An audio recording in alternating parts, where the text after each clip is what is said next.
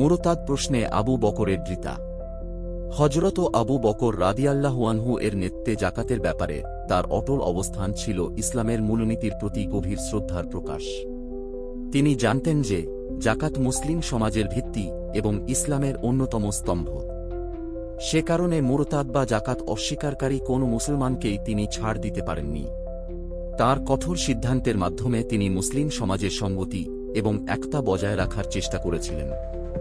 হযরত উমার রাদিয়াল্লাহু আনহু যখন সাময়িকভাবে শৈথিল্যের প্রস্তাব দিয়েছিলেন, তখন হযরত আবু বকর রাদিয়াল্লাহু আনহু এর দৃঢ় অবস্থান একটি গুরুত্বপূর্ণ শিক্ষা প্রদান করে। তিনি বলেছিলেন, যদি আজ জাকাতের ব্যাপারে শৈথিল্য দেখাই, কাল রোয়া এবং নামায়ের ব্যাপারেও শৈথিল্য দেখা দিতে হতে পারে। এটি আমাদের শেখায় যে ইসলামের মৌলিক স্তম্ভের প্রতি আনুগত্য এবং দৃঢ়তার প্রয়োজন। এ ঘটনা শুধুমাত্র জাকাতের গুরুত্বই প্রমাণ করে না, বরং ইসলামের শাসন ব্যবস্থার প্রতি এক কঠোর দায়িত্ববোধের পরিচয় দেয়। হযরত আবু বকর রাদিয়াল্লাহু আনহু এর নেতৃত্ব এবং তার সিদ্ধান্ত মুসলিম জাহানের একতার জন্য অত্যন্ত গুরুত্বপূর্ণ ছিল, এবং এটি ইসলামের মূলনীতির প্রতি অবিচল থাকার একটি অমূল্য উদাহরণ।